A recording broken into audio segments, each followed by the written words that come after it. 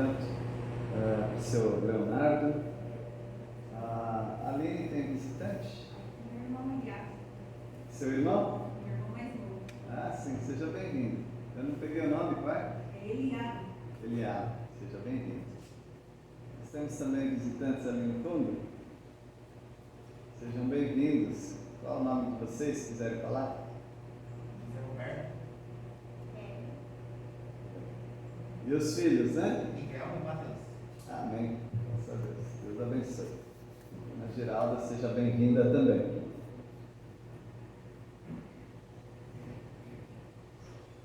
Nós vamos estudar 1 Coríntios capítulo 2. Wesley, fala aí como é que está esse pedregulho dentro de você. Essa semana são muitas dores que pararam de falar de novo. Mas o médico receitou alguns remédios mais fortes, aí eu estou aumentando até uma cirurgia, né? Possível cirurgia. Esperava não tudo por enquanto. Certo, mas tem que fazer a cirurgia. Tem que fazer. É aquela de explodir pedra, não é? Isso. Então vamos orar pelo Wesley. Os companheiros de pedra no rim sabem como é duro isso aí, né? Demais, está todo mundo bem? Os amigos surdos estão bem? Tudo bem? A sua mamãe, como é que está?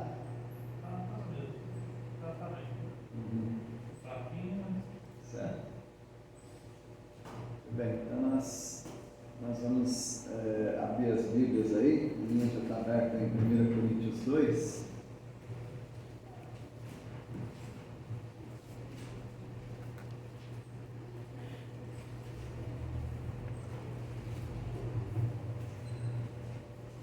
Vocês sabem que o apóstolo Paulo fez uma viagem na Grécia para uma cidade chamada Atenas. Aquela cidade havia muitos deuses, muitas estátuas. Até um dos escritores disse que andando pelas ruas de Atenas era mais fácil achar um ídolo do que um homem. Mais ou menos como é a catedral lá do Brasil, a Aparecida, né? Eu nunca fui lá, mas já ouvi falar até de crentes que já foram. Você já foi lá, João? Passear lá na época? Não tem o que o crente fazer lá, gente. Né? Principalmente em épocas festivas. Né? O que a gente vai fazer lá? Se você é repórter, tudo bem, vai fazer uma reportagem. Mas fora isso, né, seu Wilson? O que vai fazer lá? Já adorava os ídolos, agora não adora mais. Mas assim era Atenas. E o apóstolo Paulo, ele chegou num lugar que era arredondado assim. Como é que chamava, Jonas? Areópago. No Areópago, os filósofos conversavam. Todo mundo que tivesse alguma novidade filosófica, algum pensamento, alguma ideia nova, ia lá e falava, culto aberto. Cada um falava lá suas coisas. E chegou o apóstolo Paulo e ele teve a oportunidade também de falar. E ele falou. Aí ele falou do Deus desconhecido e apresentou o Deus Criador dos céus e da terra, a quem nós devemos prestar contas. E ele foi falando, daí ele chegou num assunto chamado ressurreição. Aí ele falou, acabou o seu tempo, outra hora a gente fala disso daí. Mas se converteu, algumas pessoas se converteram. O Dionísio foi um deles. Amém. Dionísio se converteu. Ele era o Areopagita, é assim que fala? Era o diretor do local lá. Se converteu. Tá bom, né? Tá joia. Se o homem, o organizador do evento, se converteu, está muito bom. Mas o apóstolo Paulo, ele saiu dali com o coração muito pesado. Aí ele foi para Corinto. Chegando em Corinto, ele pensou assim: sabe uma coisa? Eu não vou ficar mais falando difícil, não. A gente fala com filósofo, tem que falar bonito, porque o apóstolo Paulo sabia, né? Ele tinha cultura para isso. Mas ele falou: não, eu vou deixar essas coisas para lá e eu vou agora pregar mais simples. Ah, como os pregadores de hoje precisavam aprender isso. Pregar mais simples, menos complicado. Alguma coisa que fala mais ao coração das pessoas do que expressando palavras de ostentação, palavras bonitas, palavras que não é todo mundo que entende, só os mais estudados. Mas o apóstolo Paulo, ele chegou ali anunciando o testemunho de Deus, não com essa linguagem. Ele não mais vai chegar com essa linguagem nos locais. Eu não acredito que ele queria se exibir, se aparecer lá em Atenas, né? No entanto, ele viu muita pretensão de conhecimento, muito exibicionismo. E aí ele fala assim: eu decidi uma coisa, aonde eu pregar? E pregando aqui para vocês agora, para os coríntios, eu vou pregar a Jesus Cristo. E de que maneira que eu vou pregar a Jesus Cristo? Porque Jesus Cristo tem várias facetas, várias maneiras de apresentar a Jesus. Tem o bebezinho Jesus, tem o menino Jesus, e tem o Jesus que foi batizado, tem o Jesus que curava, tem o Jesus que falava com sabedoria. Um Jesus só. Mas eu vou falar de Jesus como? Crucificado. Crucificado. Crucificado é a pior maneira que você escolhe de apresentar alguém. Por exemplo, se fosse falar da vida de uma pessoa muito sábia, muito inteligente, muito capacitada, você ia falar do caixão de defunto dela? Não, você ia falar de outra bagagem, você ia falar dos feitos dela. Mas o apóstolo Paulo falou: vou falar de Jesus morto, Jesus crucificado, porque é loucura para o mundo, para os que se perdem, mas para nós é o quê? É o poder de Deus. A transformação de vida está em você crer no Jesus Cristo crucificado. Aí ele diz que ele veio entre eles, entre os coríntios, em fraqueza, em temor e em grande tremor, tremia. Por que será? Alguns têm falado que foi por causa da experiência que ele teve com os filósofos. Ele falou: eu não vou mais chegar assim com as pessoas, não.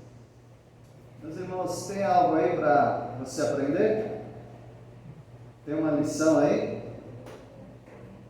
Quando você falar de Jesus para as pessoas, chegue com temor e tremor. Essa mensagem é do Senhor, não é sua. As suas palavras de sabedoria não contam. E aí ele fala que a palavra dele não é mais palavras de sabedoria, sabedoria humana. Não é mais aquela palavra de catedrático, de um estudado. Ele veio da terceira maior capital universitária do mundo, Tarso. E ele estudou lá naquelas USPs, Unicamp, as federais da vida. Ele estudou lá. Ele conhecia as coisas. Mas ele resolveu tratar todas essas coisas como o quê? tica. É isso mesmo, refúgio, esterco, essas coisas. Agora fala para um jovem que está prestando vestibular, que é o maior desejo da vida dele estudar naquela faculdade federal. Fala para ele que isso daí é porcaria. Ele vai ficar bravo com você. Agora, não que o ensino em si seja ruim, o conhecimento seja mau, mas comparado ao poder de Deus, vale o quê? Não vale nada. Então, entre você escolher o seu conhecimento humano e a palavra de Deus, 100% palavra de Deus. Fique com a palavra de Deus. Aí o apóstolo Paulo, ele vai falando que ele expõe a sabedoria de Deus para as pessoas. Aí ele vai reduzindo os poderosos a nada. Ou seja, quanto mais alto, maior o tombo. Não é assim? Então ele mostra que com aquele conhecimento que parece raso, parece simples demais, é esse que transforma vidas. Não tem outro conhecimento que transforme vidas do que esse, o da palavra de Deus. E o apóstolo Paulo fala que nenhum poderoso desse mundo conheceu esse poder da palavra de Deus. Daí ele diz no versículo 9, um versículo tão lindo, né? Diz assim, versículo 9, mas como está escrito, nem olhos o quê? Viram, nem ouvidos, nem jamais penetrou aonde? Em coração humano. O que nunca penetrou no coração humano? O que Deus tem preparado para quem? Para aqueles que o amam. Meus irmãos, vocês são muito agraciados, muito privilegiados. Porque quantas pessoas queriam entender o que vocês entendem, mas elas não compreendem. Por que elas não compreendem? Porque elas estão buscando a Deus, ou tentando buscar a Deus, com o seu esforço próprio, com a sua inteligência, e elas não conseguem. E uma criancinha, ela pode compreender as verdades da salvação em Cristo Jesus. Uma bênção isso, não é? Aí o apóstolo Paulo, ele vai dizer que para entender essas coisas você precisa ser espiritual. Não é espírita, não é espiritualista, é espiritual. O que significa ser espiritual? Nós somos, por natureza, carnais. Nós vivemos de acordo com os desejos carnais. Os desejos carnais são 5.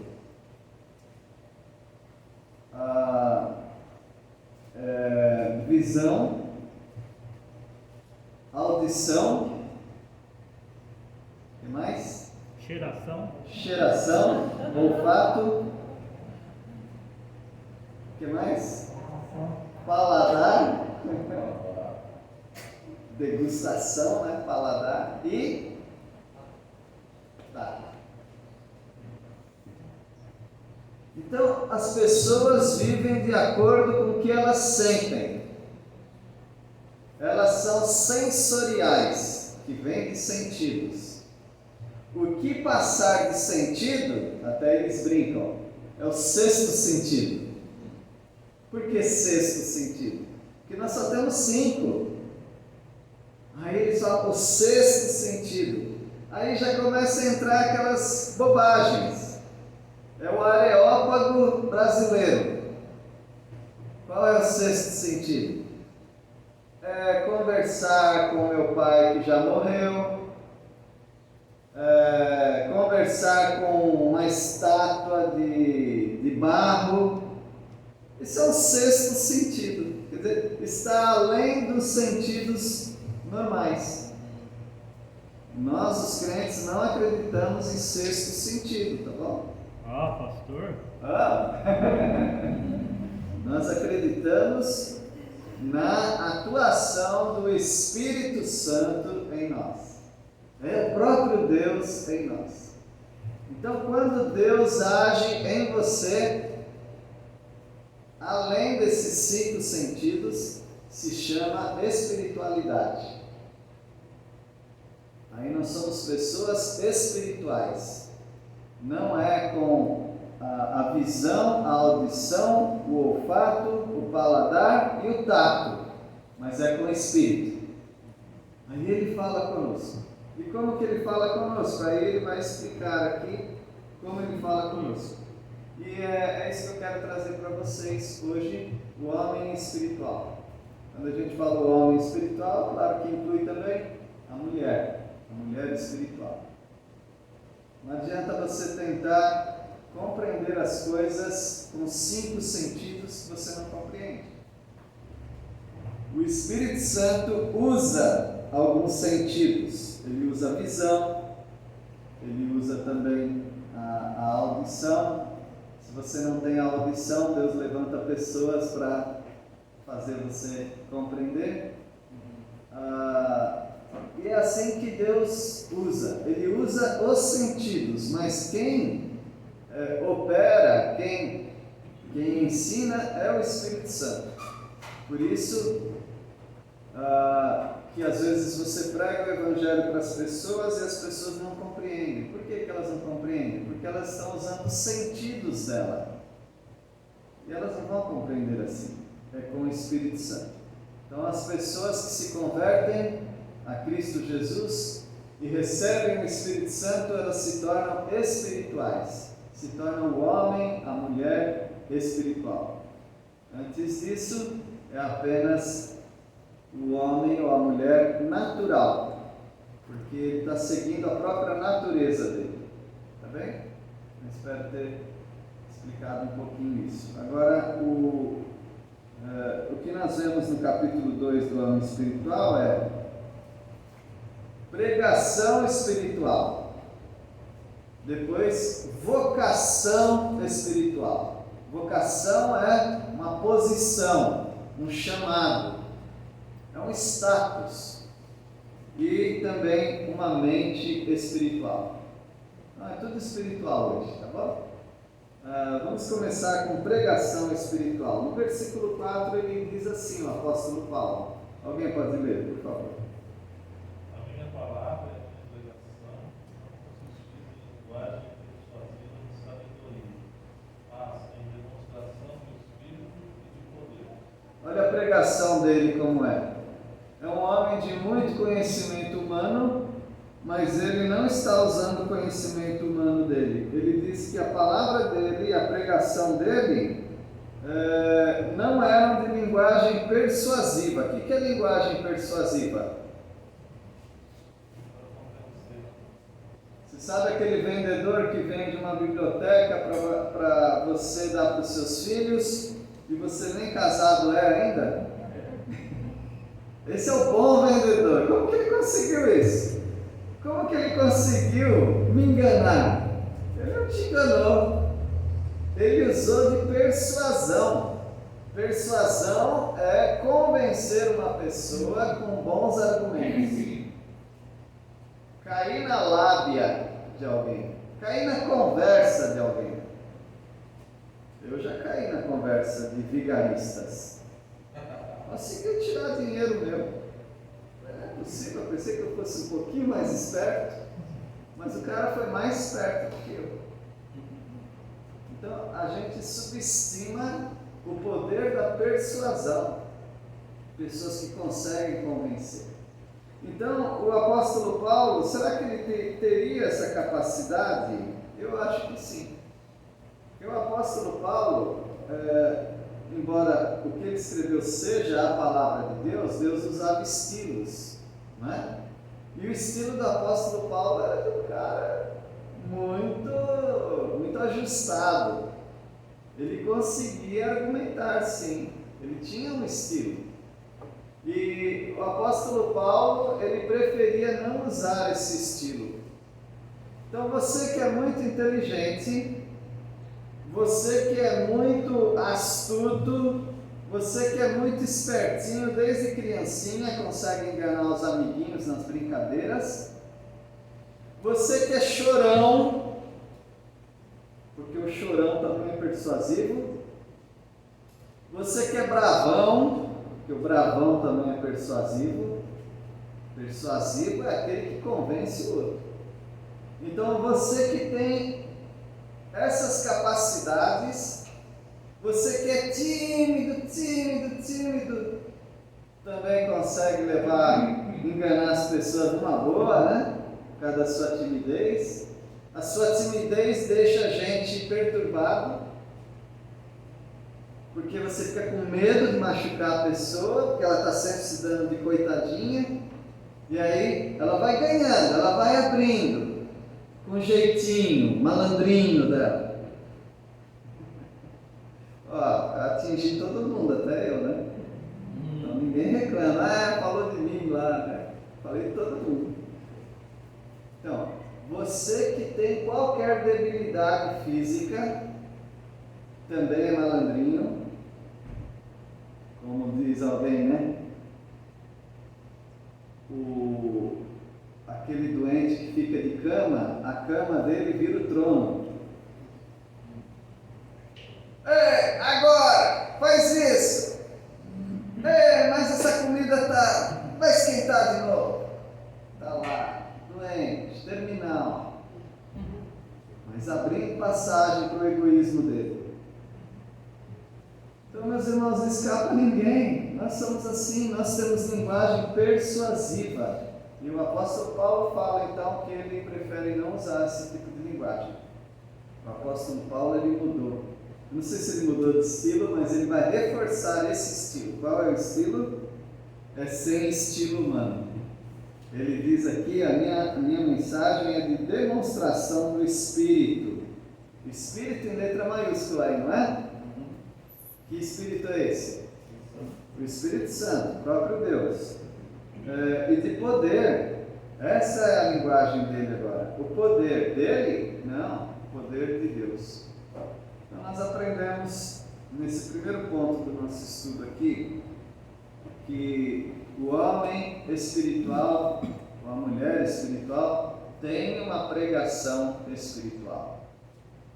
Quando você fala com as pessoas, seja essa pessoa muito estudada, ou seja uma pessoa bem simples, e você vai apresentar Jesus Cristo, a sua mensagem deve ser uma demonstração do Espírito Santo, demonstração do poder de Deus, não os seus argumentos. Se forem os seus argumentos, você está jogando sujo, você está fazendo coisa errada, você está tomando para você aquilo que não é seu, o poder da transformação de vidas. É só Deus que transforma vidas, não nós. Jesus estava ensinando em vários lugares, em várias cidades, e ele entra numa sinagoga, que é o lugar de reunião dos judeus da época de Jesus, e ele começa a ensinar. Você já ouviu alguma mensagem de Jesus? Claro que já. Se você leu os evangelhos, você já leu. Eram complicadas? Não, eram simples. Ele até usava ilustrações muito simples, que todo mundo conhecia. E aí, numa dessas pregações, ele fala com o povo, e aí diz assim: e chegando à sua terra, ensinava-os na sinagoga. A sua terra é Nazaré, né? Jesus morava em Nazaré, região ali, Cafarnaum. De tal sorte que se maravilhavam, eles gostavam de ouvir Jesus. E sabe o que eles diziam? De onde lhe vem esta sabedoria? De onde vem essa sabedoria? Agora veja que os pregadores da época, eles eram doutores. Os fariseus eram doutores. Havia 70 homens mais inteligentes da terra de Israel. Mais um que era o presidente deles, o sumo sacerdote. 71 homens muito qualificados. Eles vieram de 2 universidades federais. Uma se chamava Shammai e outra se chamava Hillel. Então, tanto faz, qualquer uma dessas duas excelentes faculdades de teologia. É de lá que eles vinham.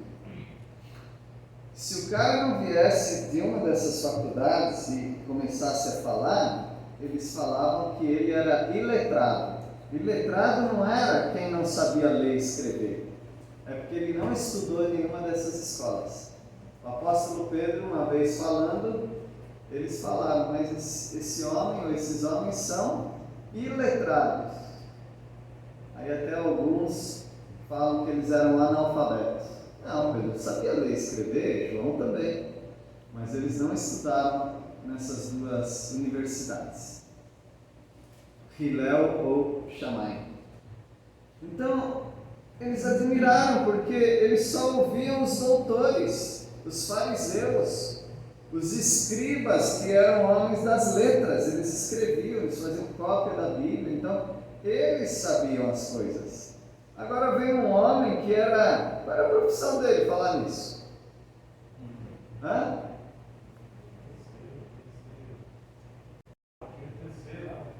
A profissão de Paulo, carpinteiro. O Paulo, ele fez tendas, né, para se sustentar algumas vezes. Mas o Senhor Jesus era um carpinteiro. Não me vem com a história que na época era uma profissão de elite. Não. Meus irmãos, guardem isso, profissão de elite sempre foi livros.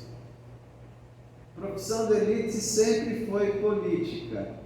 Profissão de elite sempre foi medicina, advocacia, engenharia. Isso sempre foi profissão de elite. Pedreiro, encanador, marceneiro, carpinteiro, faxineiro, tudo isso daí é a plebe. Tudo isso daí é o povão.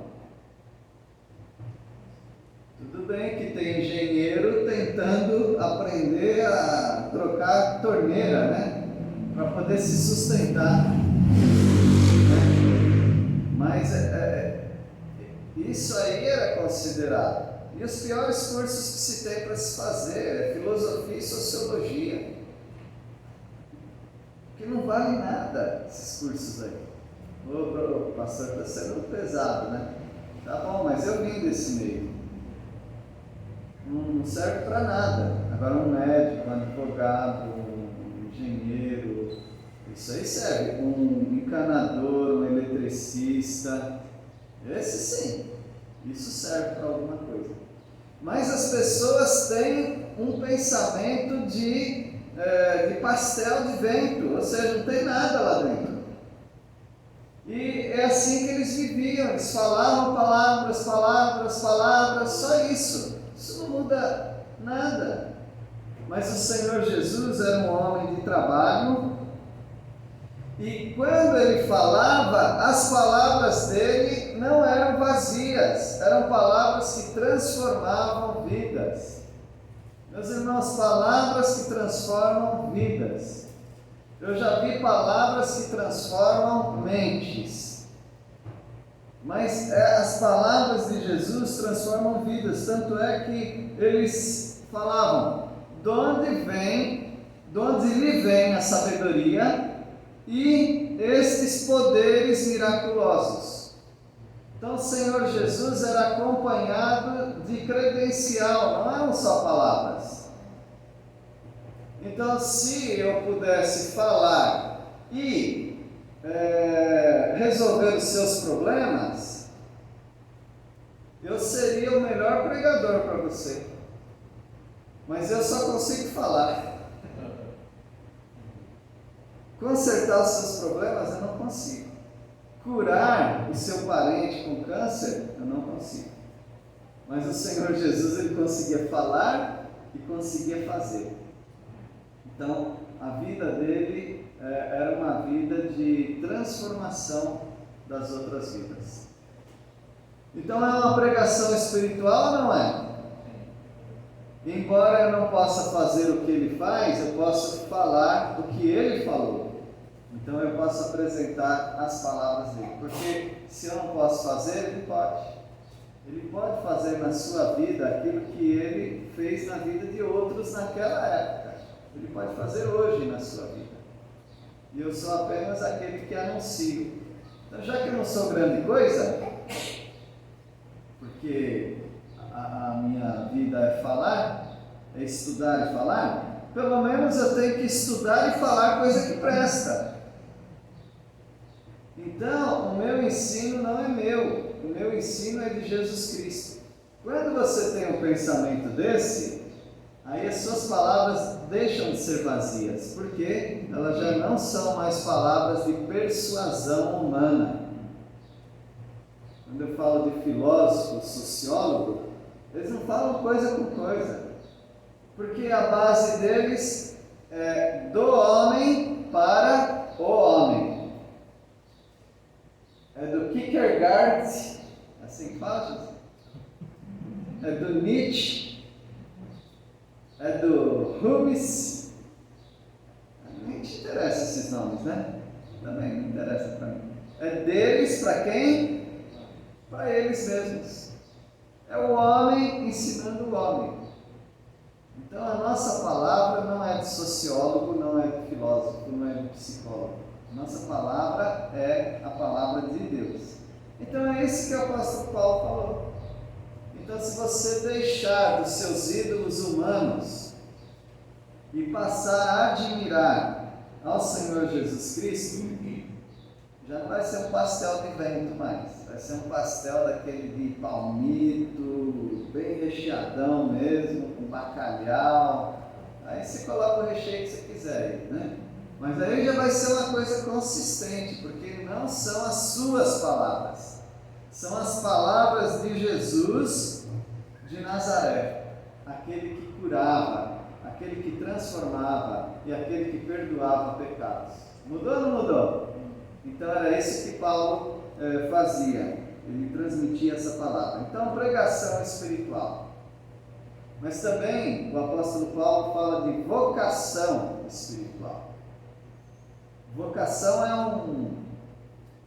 está em uma palavra difícil de definir, vocação, mas é um chamado, é uma posição. Então, o chamado do crente, a posição do crente é dada por Deus. Deus te colocou em certo lugar para fazer uma certa obra.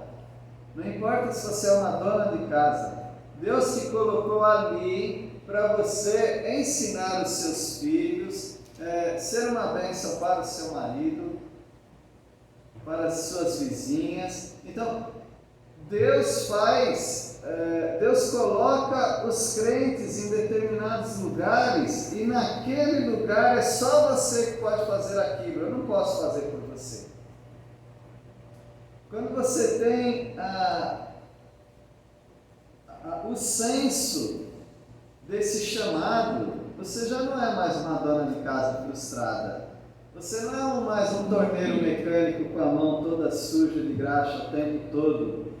Aí você nem lava direito porque no dia seguinte vai sujar mesmo, né? Então fica sempre aquela mão cheia de graxa. Se você entende que você tem um chamado de Deus, naquela tornearia mecânica, Deus quer usar você ali. Então é assim, meus irmãos, que nós deveríamos ver a nossa posição nesse mundo, nosso chamado nesse mundo. E no versículo 12, ele diz assim, alguém pode ler, por favor, versículo 12, 1 Coríntios 2, 12. Ora, nós não temos recebido o Espírito do mundo, e sim o Espírito que vem de Deus, para que conheçamos gratuitamente. Então nós não somos como as outras pessoas que acordam de manhã, fazem a marmitinha delas para esquentar depois da hora do almoço no trabalho. Não, nós somos diferentes. A gente acorda de manhã, faz a marmitinha para esquentar na hora do almoço e trabalhar. Aí você fala, qual é a diferença? A diferença é que nós não temos o espírito desse mundo. Eles vão fazendo isso para sobreviver neste mundo fisicamente, naturalmente. Nós fazemos tudo isso não apenas para sobreviver. Nós fazemos isso para demonstrar a glória de Deus onde nós estivermos. É diferente. E isso faz toda a diferença. Nós vivemos nesse mundo com a mentalidade do céu. Então, por isso que o apóstolo Paulo fala, nós não recebemos o espírito do mundo. O espírito do mundo é esse. Qual é o espírito do mundo? Nasci, vivi, sofri, me alegrei e morri. É só isso. Não passa disso. Mas aquele que tem o Espírito de Deus, que vem de Deus, é para conhecer o que por Deus nos foi dado gratuitamente. Nós já temos um conhecimento que eles não têm. Nós sabemos da onde viemos, o que estamos fazendo aqui e para onde vamos, que são as 3 perguntas filosóficas, para usar a palavra, do mundo. De onde eu vim, o que estou fazendo aqui e para onde eu vou. Se você consegue responder essas 3 perguntas, você é totalmente diferente do mundo, porque o mundo não sabe. Eles mandam uma espaçonave, uma sonda espacial, só para ficar boiando no espaço, com um gravador poderoso. Gastaram trilhões de dólares para fazer isso, só para aquele objeto ficar rodando aí a órbita, esse no caso é satélite, e algumas sondas que são mais distantes, para pousar lá em Marte e ficar aquele carrinho de brinquedo lá, andando, subindo as montanhas empoeiradas de Marte e tal. Por que eles fazem isso? Eles fazem isso porque eles não têm dinheiro para colocar em outros planetas, ou dinheiro não, tecnologia para isso, para colocar em outros, e para mandar a sonda ficar flutuando no espaço com gravadores poderosíssimos, para pegar sons das outras vidas inteligentes de outro lugar. Se eles fossem igual a você, eles não precisariam, porque eles estão fazendo isso para saber de onde eles vieram. Eu não preciso fazer isso, porque eu abro Gênesis capítulo 1 e eu já sei tudo. Eu sei de onde eu vim. Eu já sei o que aconteceu, porque que existem doenças e mortes, está tudo lá. Gênesis 1 a 3. E eu já fico sabendo também para onde eu vou. Já sei tudo da minha vida. Estou resolvido. Mas o espírito do mundo não é assim. Meus irmãos, notem a importância que você tem por causa de Cristo Jesus, não é? Jesus falou também assim: o Espírito da verdade que o mundo não pode receber. Eu estou lendo João 14, 17. O Espírito da verdade que o mundo não pode receber, porque não o vê, nem o conhece. Vós o conheceis, porque ele habita convosco e estará em vós. Fez toda a diferença, meus irmãos? Toda a diferença está aí. O Senhor Jesus dizendo que o mundo não pode receber o Espírito da verdade. Não é que eles não querem apenas, eles não podem. porque eles são naturais, eles vivem com os 5 sentidos, eles são sensoriais. Nós não estamos presos aos 5 sentidos. Nós temos o Espírito Santo. E o Espírito Santo, eles não conseguem ver. Nós também não conseguimos ver o Espírito Santo. Eles não conhecem, nós conhecemos o Espírito Santo. E ele habita em nós. E ele estará conosco sempre. Portanto, eu posso dizer sem orgulho nenhum, porque a glória é do Senhor, que eu sei mais do que aqueles que mandaram a sonda espacial para ouvir alguma inteligência fora desse mundo. Já passei desse nível. Eles ainda estão nesse nível. Meus irmãos, nós não estamos no nível como muitos estão, de tentar buscar a verdade nos chazinhos, não é, José? Chazinho? Que chazinho é esse? Tem vários chazinhos, tem chá de cogumelo, tem chá do Santo Daime, chás alucinógenos, que fazem você sair desse sentido, porque o que amarra as pessoas são 5 sentidos, então ele precisa tomar essas drogas para sair desse sentido, para encontrar e falar com os espíritos que vão dar para ele nova dimensão da vida. Aí, muitas e muitas religiões são baseadas em drogas, alucinógenos, para ajudar, ou em meditação transcendental, que é um tipo de droga também. Quando você esvazia sua mente de tudo, de todas as coisas, a yoga, por exemplo, faz isso, ou tenta fazer isso, para você esvaziar toda a sua mente, tudo, e você entrar num estado alfa, num estado de zen, né? Num estado assim. Já pensou que coisa mais maluca? Está viajando. Mas por quê? Porque eles querem encontrar o seu eu interior, o seu pai interior, a sua... sei lá o que eles querem encontrar, mas eles estão encontrando. Porque quando alguém faz isso, os demônios têm uma abertura. E aí ele entra mesmo na vida da pessoa. E aí o espírito de porco, não o Espírito Santo, os demônios, começam a ensinar para essa pessoa. E essa pessoa fica sequestrada pelos demônios. E aí ele não consegue mais enxergar a verdade, porque ele agora está ouvindo os demônios. Ele não fala que é demônio, tá? Aí a mente dele fica inacessível. Você vai para o Evangelho sem chance nenhuma. Ele já está, tem uma couraça nele, você não alcança mais essa pessoa. Uma tristeza, não é, meus irmãos? Cuidado com os bichinhos.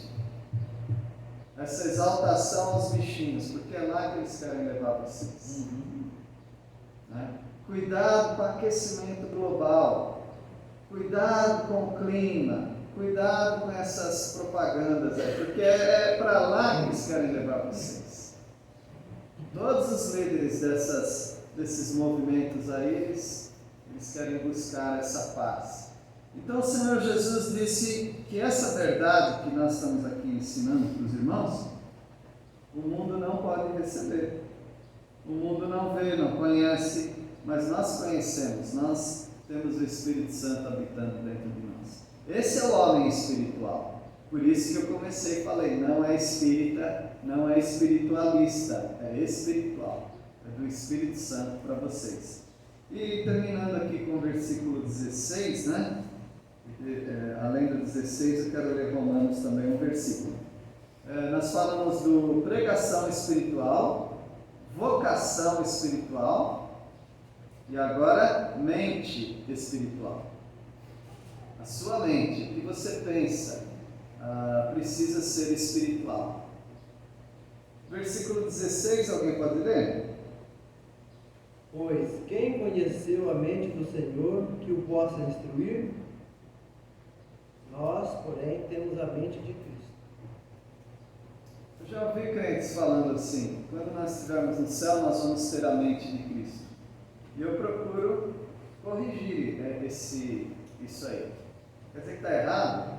Não é que está errado. Nós vamos ter a mente de Cristo, mas não é porque nós vamos ter a mente de Cristo. Nós já temos a mente de Cristo. No momento que você se converteu, houve uma transformação de relé. Sua mente já foi transformada. Você já tem a mente de Cristo. Não é que você vai ter. Então o mundo não tem a mente de Cristo. Nós falamos linguagem diferente. Agora, se o crente só consegue falar a linguagem do mundo, talvez não seja crente, ou talvez não compreenda a sua vocação, o seu chamado, a sua posição em Cristo Jesus. Tem um versículo que todos vocês conhecem, na verdade é uma dobradinha, são 2 versículos, Romanos 12, 1 e 2. Esse versículo é poderoso, porque ali está a essência do que é o crente. Não do que será o crente, mas do que ele é hoje. Então, alguém pode ler? Romanos 12, 1 e 2. Portanto, irmãos, suplico-lhes que entreguem seu corpo a Deus, por causa de tudo que ele fez por vocês. E seja um sacrifício vivo e santo, o que Deus considera agradável. Essa é a verdadeira forma de adorá-lo. Não imitem o comportamento e os costumes desse mundo, mas deixem que Deus os transforme por meio de uma mudança em seu modo de pensar, a fim de que experimentem a boa, agradável e perfeita vontade de Deus para vocês. Está vendo? Você não fala para as pessoas, você não dá uma lista para as pessoas: ó, faz isso aqui, que aí você vai ser um cristão. Não. Tem que transformar o jeito de pensar, a maneira de pensar, uma transformação da mente. E é o Espírito Santo que faz isso, ele transforma a sua mente completamente. Transforma. E é isso que Deus tem feito. Talvez a gente não perceba tanto, porque nós vivemos uma cultura com muita gente bem educada. E aí uma pessoa bem educada, quase que você não vê tanta transformação.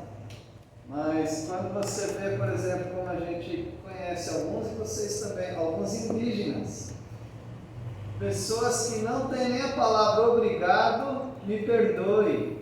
Nessas culturas não tem, nem a palavra amor, nem uma palavra correspondente a isso, não existe. Aí eles se convertem. Não é porque eles vieram para o nosso meio, não. Antes deles virem para o nosso meio, eles já tiveram uma transformação de mente. Agora eles pedem perdão, eles falam por favor, e eles falam obrigado. Uma transformação de mente. O que fez aquilo? O Senhor Jesus. Essa é a mente espiritual. Meus irmãos, por que nós chegamos nesse ponto, né? Por que nós chegamos num ponto onde as pessoas não têm mais espiritualidade? Primeiro, elas nunca tiveram. Você que pensou que elas tivessem, porque a cultura nossa, a sociedade nossa, era mais educadinha, entenderam? Antigamente tudo era mais recatado. Por exemplo, um homem que queria se vestir como mulher, ele não fazia isso na nossa sociedade. Ele tinha que ficar escondidinho. Hoje precisa? Não. Então as pessoas perversas eram perversas, mas a sociedade reprimia. Mas agora a sociedade ela já desenvolveu, como alguns dizem, né? Retrocedeu, mas a sociedade é mais aberta. Como dizia a minha avó, né? As sem-vergonhices aparecem mais hoje, mais claro. Então, mas por que Por que está tudo igual? Às vezes você entra numa igreja, é a mesma coisa que estar no mundo, não faz diferença nenhuma. As pregações, por quê? Então, talvez tenha algumas dicas aqui, eu gostaria de ler para vocês. Por que nossas mensagens não têm sido espirituais?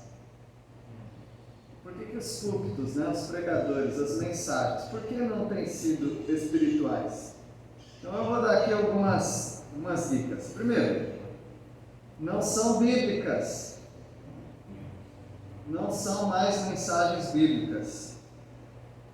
Agora eu vou usar uma palavra difícil, mas eu vou explicar. Elas são eclesiásticas, mas não são bíblicas. Eclesiástico tem a ver com o quê? Com igreja. As mensagens têm linguagem de igreja, mas não tem linguagem bíblica. É diferente. Tem as regras das igrejas, mas não tem a consistência da Bíblia. Então não são bíblicas. Isso é uma das coisas. Por que nossas mensagens não têm sido espirituais? Porque são difíceis de entender. Não tem simplicidade. O apóstolo Paulo fala em 2 Coríntios 11 que sumiu a simplicidade, até dos coríntios. Quando some a simplicidade num púlpito, sumiu a mensagem bíblica. Porque eu me lembro uma vez que eu, falando com meu pai, que tinha um pastor que falava muito difícil, eu não entendia muito as palavras que ele falava. Eu falava, pai, o que o senhor acha desse pregador? Ah, é uma bênção. E ele fala bem, né? Fala muito bem. E ele era orgulhoso porque falava bem. Agora eu falei, mas dá para entender o que ele fala? Pouca coisa. Ou seja, como que uma mensagem pode ser bíblica se você não está entendendo, né? Se o pregador não está fazendo com que você entenda a palavra de Deus. Por que nossas mensagens não têm sido espirituais? Porque elas não vêm do céu, elas são daqui mesmo. Elas são produzidas aqui mesmo. Isso se chama humanismo. Dá para produzir uma mensagem produzida aqui mesmo? Dá. Só pegar o livro dos filósofos, essas pessoas sábias, ler as revistas da atualidade, ficar por dentro dessas coisas. Aí não é uma mensagem que vem do céu. A mensagem para vir do céu tem que sair da Bíblia. Tudo que sai da Bíblia vem diretamente do céu. Se o pregador não prega a palavra de Deus, está pregando essas coisas, então é produzido aqui mesmo. Made in terra. Feito aqui na terra mesmo. Por que as nossas mensagens não têm sido espirituais? Porque elas têm um alto teor. Alto teor é uma concentração ali, né? Alto teor de filosofia humana. Ela tem um alto teor dessas coisas. E aí, meus irmãos, o que nós estamos conseguindo com isso? Só sabedoria humana, sem transformação de vidas. E por que nossas mensagens não têm sido espirituais? Porque elas são muito dirigidas para quê? Para a autoaceitação, para o auto-amor e para a autoestima, né? Que é a mesma coisa que aceitação. As pregações, elas têm como objetivo fazer com que você se sinta bem, com que você se sinta amado, com que você se sinta aceito. Esse é o tipo de mensagem. Agora, a palavra de Deus nunca ensinou isso daí, não. O Senhor Jesus falava raça de víboras. Quem vos ensinou a fugir da ira vindoura? É assim que ele falava. É assim que ele falava. Homens de pequena fé. Ó geração incrédula, até quando vos suportarei? Quer ouvir mais ou não? Esse é o tipo. de mensagem bíblica. Não é para você se sentir bem, legalzinho, não. É para você saber que é Deus que está falando. Assim diz o Senhor. Não é assim diz o filósofo tal. Assim diz o Senhor. Então não tem jeito, a mensagem não vai ser nunca espiritual, porque a origem dela está errada. Meus irmãos, que Deus abençoe vocês. Nós somos convidados para sermos homens e mulheres espirituais, com uma pregação espiritual, uma vocação espiritual e com uma mente espiritual. Deus nos abençoe. Senhor nosso Deus, obrigado, porque a Tua palavra é espiritual, ela é a essência da espiritualidade. Obrigado porque a Tua palavra é a própria pessoa do Senhor Jesus, e é Ele que nós queremos ouvir. Pedimos a Deus que o Senhor nos ajude a pregar e a selecionar mensagens espirituais, que saibamos da nossa posição, vocação espiritual nesse mundo. Que a nossa mente seja transformada cada vez mais com a mente de Cristo, que é a mente espiritual. Nós oramos em nome de Jesus. Amém.